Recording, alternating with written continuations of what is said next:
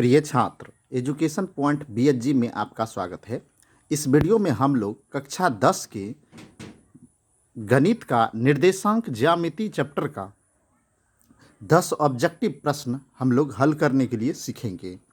यह 10 प्रश्न बहुत ही इम्पॉर्टेंट है और आप यदि बोर्ड एग्ज़ाम की तैयारी कर रहे हैं तो एक एक प्रश्न को आप ध्यान से देखिए, आपसे ये प्रश्न हल हो रहा है या नहीं हो रहा है। यदि नहीं हो रहा है तो आप सीखिए कैसे हल हम कर रहे हैं। ठीक है, तो चलते हैं, आगे बढ़ते हैं। 10 प्रश्न है, इस पूरे वीडियो में 10 प्रश्न को सॉल्व करना है, इसलिए पूरा वीडियो को आप ध्यान से देखिए। पहला प्रश्न है, अब आप देख रहे हैं, प्रश्न है बिंदु ए 2, 3 की दूरी मूल बिंदु से होगी।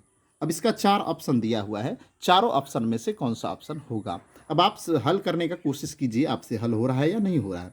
यदि नहीं हो रहा है तो फिर हम हल करते हैं। देखिए, जब भी मूल बिंदु से दूरी पूछा जाए, क्या पूछा लिखा हुआ है, दूरी निकालना है, इस बिंदु का दूरी मूल बिंदु से, इसका सूत्र होता है √x² प्लस y²। क्लियर, ये सूत्र होता है।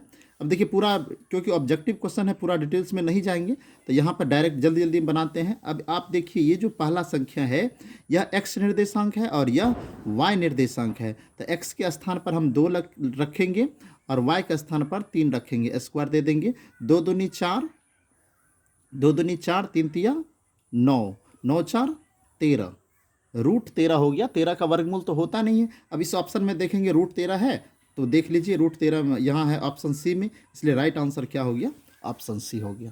क्लियर, यह प्रश्न 2017 में पूछा है। 2017 में बिहार के बोर्ड एग्जाम में यह प्रश्न पूछ चुका है, इसलिए यह प्रश्न बहुत ही इंपॉर्टेंट है। आप इसको, इस प्रकार के प्रश्न को सॉल्व कीजिए। अगला प्रश्न देखते हैं।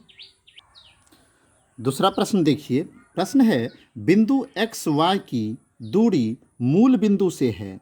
अब देखिए, मूल बिंदु जब हम ग्राफ खींचते हैं, अब समझिए ग्राफ में ऐसे यह y अक्ष है और यह x अक्ष है, तो इस बिंदु को मूल बिंदु कहते हैं। अब आप देख रहे हैं x अक्ष और y अक्ष जिस बिंदु पर एक दूसरे को काटती है उस बिंदु को हम कहते हैं मूल बिंदु। क्लियर हो गया। अब देखिए 4 ऑप्शन है, चारों ऑप्शन में से कौन सही है। यहाँ देखिए पहला ऑप्शन है √x² - y², तो यह नहीं होगा, ये गलत है। फिर है √x² प्लस y², तो ये आंसर सही है। याद रखना है, मूल बिंदु से जब भी दूरी पूछा जाए तो √x² प्लस y², ये आपका आंसर सही है। अगला प्रश्न देखते हैं। अब तीसरा प्रश्न देखिए, तीसरा प्रश्न है बिंदु 3 4 और -3 8 को मिलाने वाली रेखा के मध्य बिंदु का निर्देशांक ज्ञात कीजिए। मध्य बिंदु मतलब बीच वाला। देखिए, एक बिंदु यहाँ है, एक बिंदु यहाँ है, इसके मध्य बिंदु यानी मध्य मतलब बीच वाले बिंदु का निर्देशांक निकालना है। तो कैसे निकालेंगे, बिल्कुल इजी है। सबसे पहले ये समझिए, x निर्देशांक है और यह y निर्देशांक है। इस बिंदु में भी x निर्देशांक, y निर्देशांक। क्लियर हो गया। अब आप क्या कीजिए, x और x को जोड़िए, दोनों x वाले को जोड़िए। आप 3 और जोड़ -3 करेंगे, 3 प्लस -3 करेंगे तो देखिए कितना होगा, 3 प्लस इंटू माइनस माइनस, 3 में से 3 गया 0। x निर्देशांक क्या हो गया, 0। अब आप इसमें देखिए 0 किस में है, इसमें भी है 0, इसमें भी है 0। अब y निर्देशांक देखते हैं, 8 4, y वाले को जोड़ रहे हैं, 8 4 12। अब 12 का आधा करेंगे तो क्या होगा, 8 4 12 हुआ और 12 में 2 से भाग दीजिए 6 हो गया, यानी इसका 0 और इसका 6, 0 6 किस में है, पहले 0 इसमें है और 6 इसमें है, इसलिए राइट आंसर क्या हो गया, डी। ठीक है, नेक्स्ट क्वेश्चन देखते हैं। अब चौथा प्रश्न देखिए, चौथा प्रश्न है बिंदु 4, -1 और बिंदु 2, 3 के बीच की दूरी होगी। अब ये 4 ऑप्शन है, चारों में से कौन है, हम कैसे जानेंगे।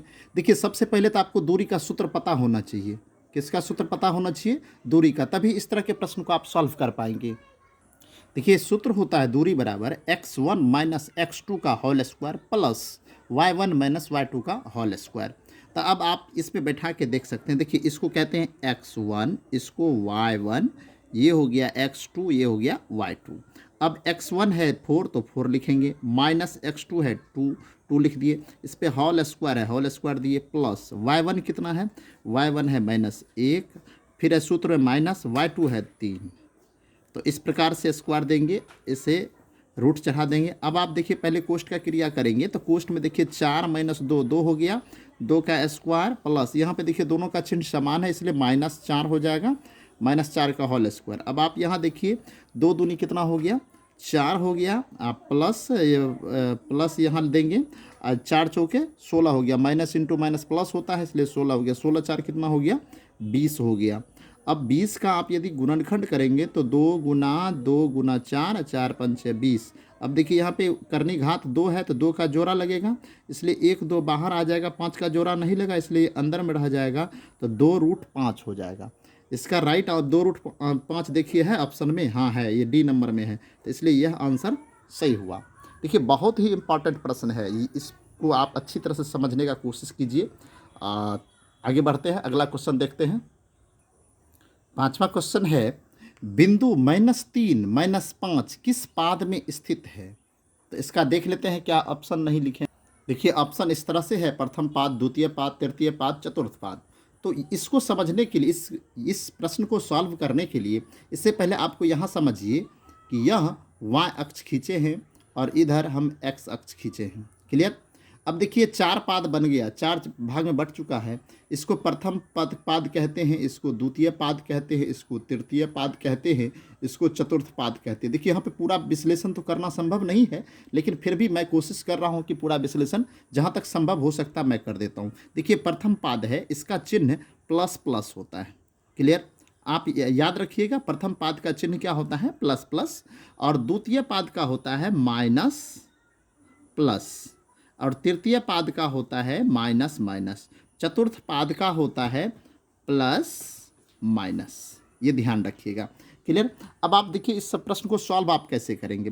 अब इसका चिन्ह देखिए क्या है, इस x निर्देशांक का चिन्ह है माइनस, y निर्देशांक का भी माइनस है। तो माइनस माइनस किस में है, देख लीजिए यहाँ पे माइनस माइनस तृतीय पाद में है इसलिए इसका राइट आंसर होगा सी। क्लियर? इसी तरह से और भी प्रश्न को आप सॉल्व कर सकते हैं लेकिन आपको ये चीज़ याद रखना पड़ेगा तभी इस तरह के प्रश्न आपसे सॉल्व होगा। यह प्रश्न प्रतिवर्ष एग्जाम में इस तरह के प्रश्न पूछे जाते हैं। आगे बढ़ते हैं। अब देखिए 6 नंबर का प्रश्न है बिंदु 6 - 5 का x नियामक है। देखिए x नियामक को x निर्देशांक भी कह सकते हैं, कहा जाता है।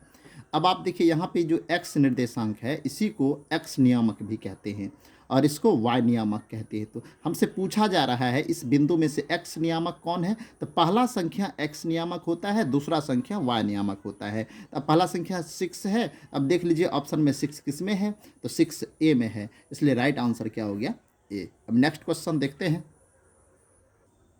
7वां प्रश्न है बिंदु 6 - 5 का भुज है। भुज, अब देखिए भुज हमें ढूंढना है। भुज किसको भुज कहेंगे, देखिए भुज x निर्देशांक को भुज कहते हैं और इसको कोटि कहते हैं। पहला संख्या भुज कहलाएगा, दूसरा संख्या कोटि कहलाएगा इसलिए इसका राइट आंसर हो जाएगा ए। अब इसका याद करने का तरीका आपको मैं बता देता हूँ। आपको याद रखना है भक। क्या याद रखना है, भक। ये टेक्निक मैं बता रहा हूँ कैसे आपको याद, क्योंकि ये कन्फ्यूजन रहता है इसको भुज कहें कि इसको भुज कहें। तो आप भक याद रखेंगे तो भक में देखिए पहले भ आता है तो पहले वाले संख्या को भुज कहेंगे, दूसरे वाले संख्या को कोटि कहेंगे। ध्यान रखना यह भुज है यह कोटि है, इस तरह के प्रश्न पूछे जाते हैं इसलिए इसका राइट आंसर क्या हो गया, ए। ऑप्शन ए सही है। नेक्स्ट क्वेश्चन देखते हैं। नेक्स्ट क्वेश्चन है देखिए बिंदु 4 3 किस पाद में है, प्रथम पाद, द्वितीय पाद, तृतीय पाद, चतुर्थ पाद। इस तरह के प्रश्न मैं पहले भी मैं बता चुका हूं और इसको देखिए किस प्रकार से हम सॉल्व कर। देखिए इस तरह का मैं पहले बता चुका हूं और वीडियो को मैं रोक इसलिए देता हूं क्योंकि वीडियो लंबा हो रहा है। तो इसलिए आप लोग अभी तक यदि हमारे वीडियो को लाइक नहीं किए तो लाइक कर दीजिए और हमारे चैनल पर नए हैं तो हमारे चैनल को सब्सक्राइब कर लीजिए। देखते हैं। अब आप देखिए क्या कह रहा है, यह बिंदु 4 3 किस पाद में है। अब इसका चिन्ह देखिए, इसका चिन्ह क्या है, प्लस, और इसका भी प्लस। प्लस प्लस किसका है, प्रथम पाद का है। अब ये प्रथम पाद में हो गया इसका, यह बिंदु कहाँ होगा, तो प्रथम पाद में होगा। इस तरह का मैं पहले समझा चुका हूँ इसलिए इसमें समय बर्बाद नहीं करेंगे। 9वां प्रश्न देखते हैं। मूल बिंदु का निर्देशांक क्या है।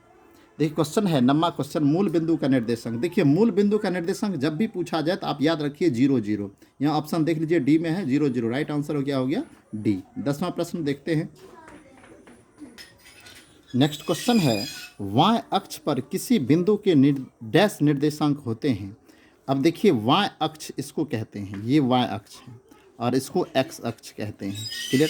इस y अक्ष पे कोई बिंदु है तो देखिए यहाँ x अक्ष का यहाँ पे 0 होता है, तो y अक्ष पर जब भी कोई बिंदु रहेगा तो x का जो निर्देश x नियामक जो है वो 0 हो जाएगा। x नियामक 0 हो गया और y का जो कुछ मान होगा तो वो y का y ही रहेगा, इसलिए इसका राइट आंसर क्या हो जाएगा बी। ठीक है। x निर्देशांक का x अक्ष का ये 0 बिंदु हुआ ना, मान लीजिए यहाँ बिंदु है तो x नियामक तो 0 होगा, इसलिए ये 0 हो गया और y का y ही रहेगा। तो इस तरह से ये 10 प्रश्न आपको इस वीडियो में कंप्लीट हो गया। और ये 10 प्रश्न आपको कैसा लगा हमें कमेंट में ज़रूर बताइएगा, क्योंकि मैंने बहुत मेहनत किया है इस वीडियो को बनाने में और मेन क्वेश्चन दिया हूँ मैं, और इस तरह का प्रश्न आपको बोर्ड एग्ज़ाम में पूछे जाते हैं। तो आपके लिए बहुत ही लाभदायक ये वीडियो है। और हमारा वीडियो कैसा लगा कमेंट में ज़रूर बताइए। हमारे वीडियो को अधिक से अधिक अपने दोस्तों में शेयर कीजिए। हमारे चैनल पर नए हैं तो हमारे चैनल को सब्सक्राइब कर लीजिए। वीडियो देखने के लिए धन्यवाद।